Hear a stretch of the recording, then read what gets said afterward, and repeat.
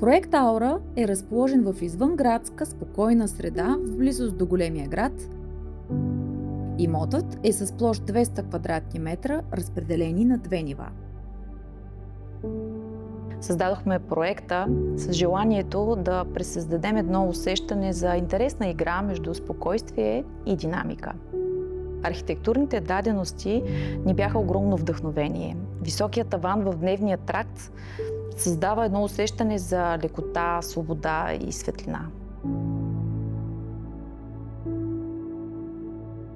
На първия етаж ни посреща антре с огромно огледало, в което се оглежда стълбището към втория етаж. Тук създадохме много място за съхранение.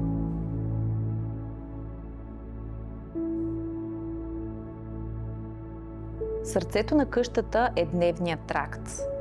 Кухня, трапезария и хол. Стремежът ни беше да запазим усещането за лекота и простор, но в същото време да имаме интригуващи елементи, които да пресъздадат модерния облик на къщата.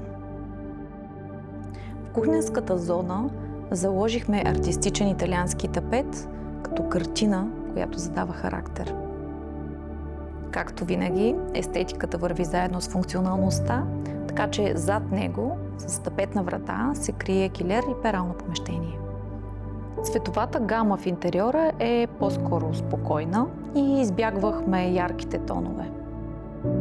Внесохме съвсем малко цвят и то доста внимателно с тъмнозеленото, което присъства като тон при тапета, както и при дамаската на бар столчетата.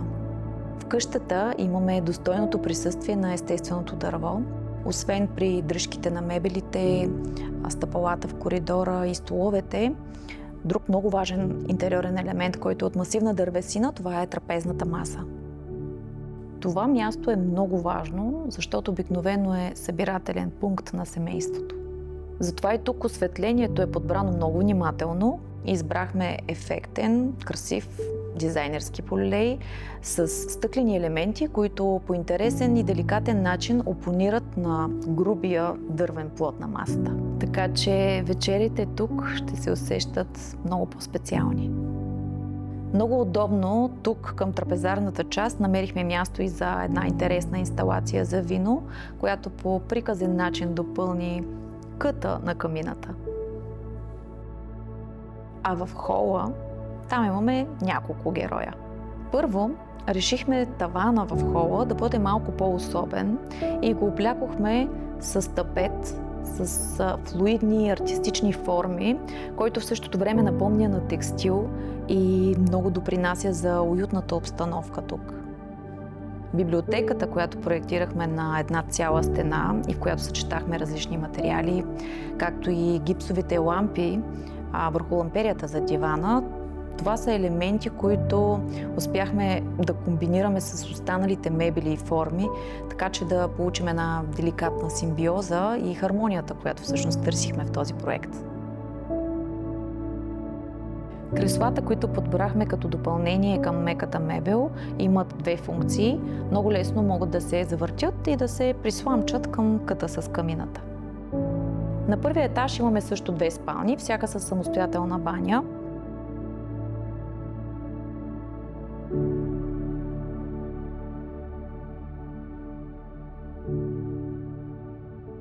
Искахме всяка от тях да е различна от другата, но в същото време да си кореспондират с форми и излъчването на интериора.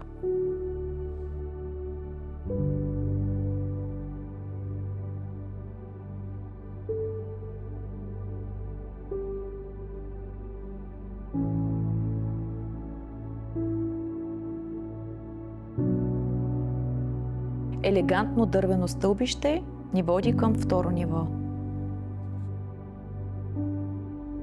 На второ ниво имаме така наречената мастер зона, голяма спалня с дрешник и просторна баня. Всичко тук е създадено да се чувства като лично убежище.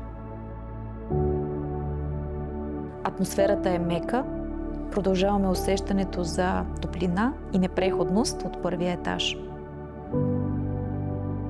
Пространството е усвоено максимално, въпреки нестандартното разположение на самата спалня и въпреки скосовете, които имаме на тавана. Дори бих казала, че в случая скосовете ни помогнаха да създадем още по-уютна атмосфера.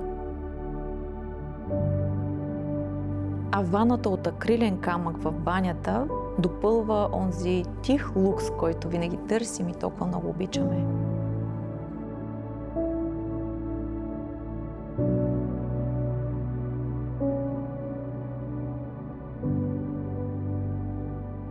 Пример за това как могат да се съчетаят спокойствие и характер.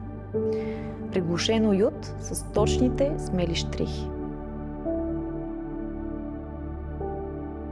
Още от самото начало искахме тази къща да носи духа на селски дом.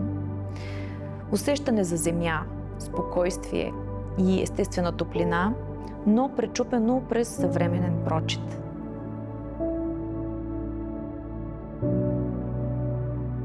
Контрастът между тежко и леко, грубо и деликатно създаде хармонията и балансът, който искахме да постигнем в този дом.